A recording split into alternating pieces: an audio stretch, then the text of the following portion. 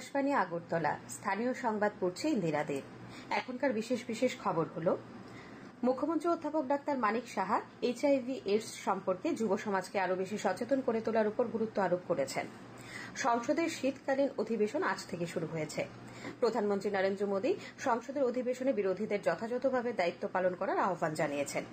59 জেলার প্যাচারথলে আজ থেকে শিলচর আগরতলা এক্সপ্রেস ট্রেনের স্টপেজ শুরু করেছে।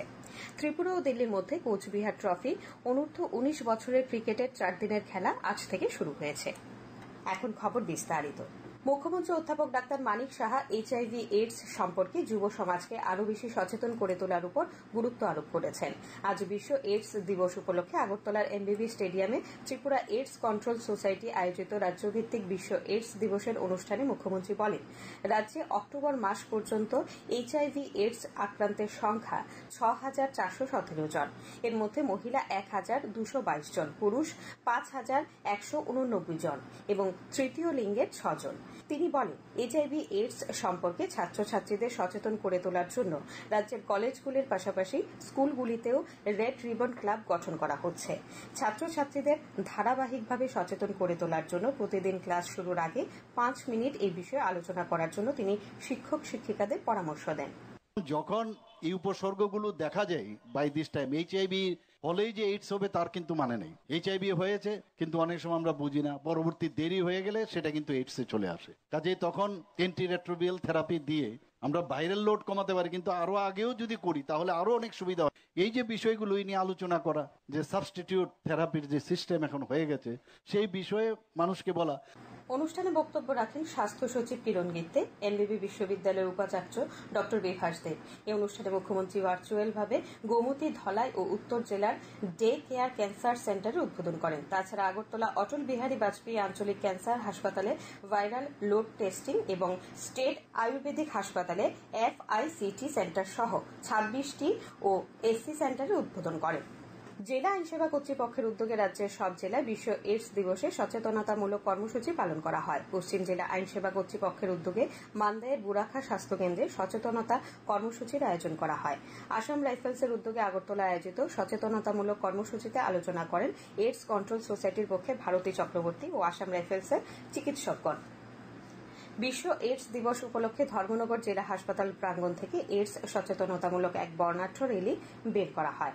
র্যালি শেষে অর্থেন্দু ভট্টাচার্য স্মৃতি ভবন প্রাঙ্গণে এইচআইভি ও এইডস সম্পর্কে সচেতনতামূলক আলোচনা সভার আয়োজন করা হয়।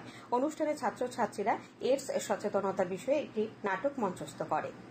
খোয়াই জেলা স্বাস্থ্য দপ্তরের উদ্যোগে আজ এইডস রোগ সম্পর্কে সচেতনতামূলক আলোচনা সভার আয়োজন করা হয় খোয়াই হাসপাতালে। উপস্থিত ছিলেন জেলা মুখ্য স্বাস্থ্য আধিকারিক পদ্মরাম জমাতিয়া, হাসপাতালে মেডিকেল সুপার শরদিন্দু রিয়াল। এই সচেতনতামূলক আলোচনা সভায় বিভিন্ন স্কুল এবং কলেজ থেকে আগত ছাত্রছাত্রীদের নিয়ে এইডস বিষয়ের উপর কুইজ প্রতিযোগিতা অনুষ্ঠিত হয়। পরে শহরে একটি পদযাত্রায় সামিল হন হাসপাতালের চিকিৎসক, নার্স, স্বাস্থ্যকর্মী ও বিভিন্ন স্কুল কলেজের ছাত্রছাত্রীরা।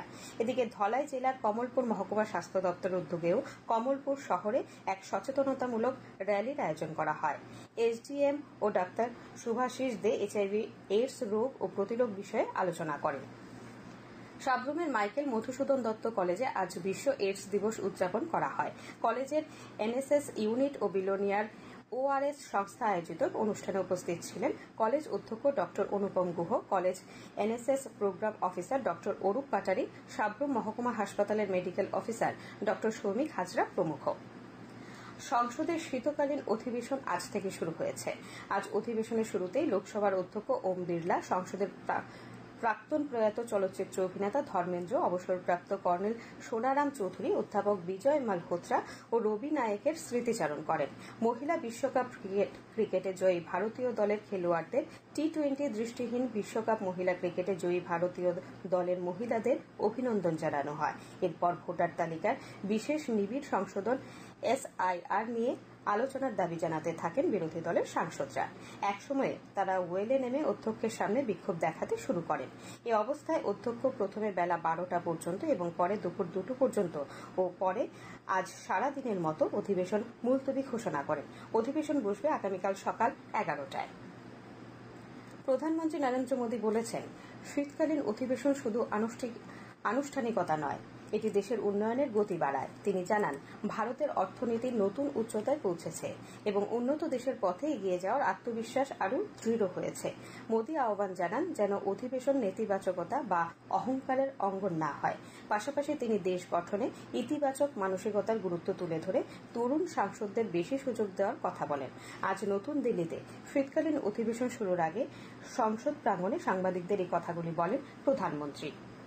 मेरा सभी दलों से आग्रह है कि शीतकालीन सत्र में पराजय की बौखलाहट का वो मैदान नहीं बनना चाहिए और विजय के अहंकार में भी परिवर्तित नहीं होना चाहिए। बहुत ही संतुलित तरीके से जिम्मेवारी के साथ जनप्रतिनिधि के रूप में देश की जनता का हमसे जो अपेक्षाएं हैं उसको संभालते हुए हम आगे के लिए सोचें, जो है उसको कैसे अच्छा कर सके, अगर बुरा होता है तो उसमें सटीक टिप्पणी कैसे कर सके ताकि देश के नागरिकों का भी জ্ঞানবর্ধন হোক।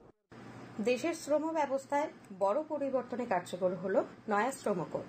শ্রমিকের সুরক্ষা, বেতন কাঠামো এবং কাজের সুযোগ আরও সুসংগঠিত করার দিকে এগুচ্ছে দেশ। এ নিয়ে একটি প্রতিবেদন।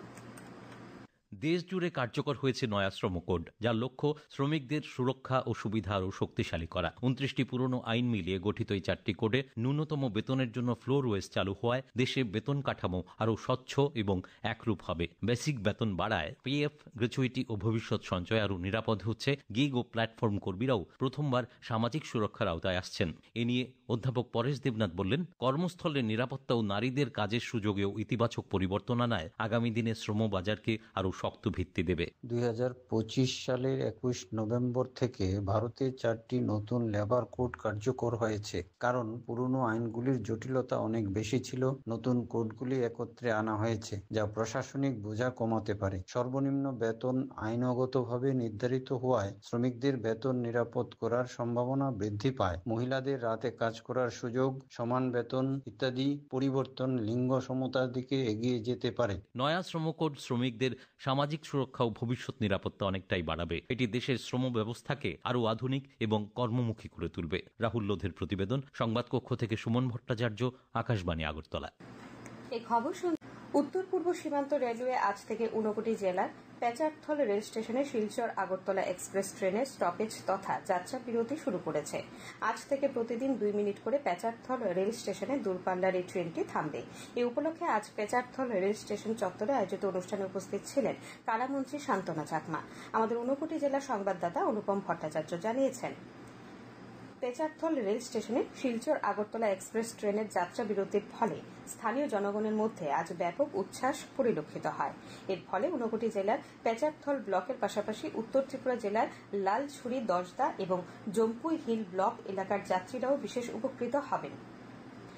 রাজ্যপাল ইন্দ্রসেনা রেড্ডিনালু আজ আগরতলায় লোকভবনে নাগাল্যান্ড রাজ্যের প্রতিষ্ঠা দিবস উদ্বোধন করেন। প্রতিষ্ঠা দিবসে তিনি নাগাল্যান্ডবাসীকে শুভেচ্ছা ও অভিনন্দন জানান। রাজ্যে পাঠরত নাগাল্যান্ডের ছাত্রছাত্রী এবং বিভিন্ন প্রতিষ্ঠানে কর্মরত নাগাল্যান্ডবাসী অনুষ্ঠানে উপস্থিত ছিলেন। রাজ্য সরকার 2026 সালের ছুটির তালিকায় সরকারি কর্মচারীদের জন্য অতিরিক্ত 2টি দিন ছুটি ঘোষণা করেছে। 2026 সালের ছুটির ক্যালেন্ডার অনুসারে লক্ষ্মী পূজা আগামী 25 অক্টোবর 2026 রবিবারে পড়ে। যেহেতু রবিবার একটি সাপ্তাহিক ছুটি, তাই রাজ্য সরকার আগামী 26 অক্টোবর 2026 সোমবার ছুটি ঘোষণা করেছে।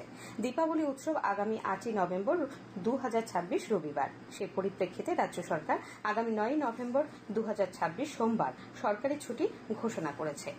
খেলার খবর, ত্রিপুরা ও দিল্লির মধ্যে কোচবিহার ট্রফি অনূর্ধ্ব 19 বছরের ক্রিকেটের 4 দিনের খেলা আজ থেকে শুরু হয়েছে। পালামের এয়ারফোর্স মাঠে টসে হেরে ব্যাট করতে নেমে স্বাগতিক দিল্লি প্রথম ইনিংসে প্রথম দিনের শেষে 7 উইকেট হারিয়ে 325 রান সংগ্রহ করে। দলের পক্ষে অর্ণব এস বুগ্গা 121 রান করে। রাজ্য দলের রায়হান আহমেদ আরমান ও মাহিন চৌধুরী 2টি করে উইকেট পায়। আবহাওয়ার খবর, আগামীকাল আকাশ সাধারণত পরিষ্কার থাকবে। সকালে হালকা থেকে মাঝারি কুয়াশা পড়ার সম্ভাবনা রয়েছে। আগামীকাল দিনের সর্বোচ্চ তাপমাত্রা 29 ডিগ্রি সেলসিয়াস এবং সর্বনিম্ন 16 ডিগ্রি সেলসিয়াসের কাছাকাছি থাকতে পারে। আজ দিনের সর্বোচ্চ তাপমাত্রা ছিল 29 ডিগ্রি সেলসিয়াস এবং সর্বনিম্ন 15.8 ডিগ্রি সেলসিয়াস। শেষ করার আগে আবারও বিশেষ বিশেষ খবর। মুখ্যমন্ত্রী অধ্যাপক ডাক্তার মানিক সাহা HIV/AIDS সম্পর্কে যুব সমাজকে আরও বেশি সচেতন করে তোলার উপর গুরুত্ব আরোপ করেছেন। সংসদের শীতকালীন অধিবেশন আজ থেকে শুরু হয়েছে। প্রধানমন্ত্রী নরেন্দ্র মোদী সংসদের অধিবেশনে বিরোধীদের যথাযথভাবে দায়িত্ব পালন করার আহ্বান জানিয়েছেন। 59 জেলার পেচারথলে আজ থেকে শিলচর আগরতলা এক্সপ্রেস ট্রেনের স্টপেজ শুরু করেছে। ত্রিপুরা ও দিল্লির মধ্যে কোচবিহার ট্রফি অনূর্ধ্ব 19 বছরের ক্রিকেটের 4 দিনের খেলা আজ থেকে শুরু হয়েছে। স্থানীয় সংবাদ আজকের মতো।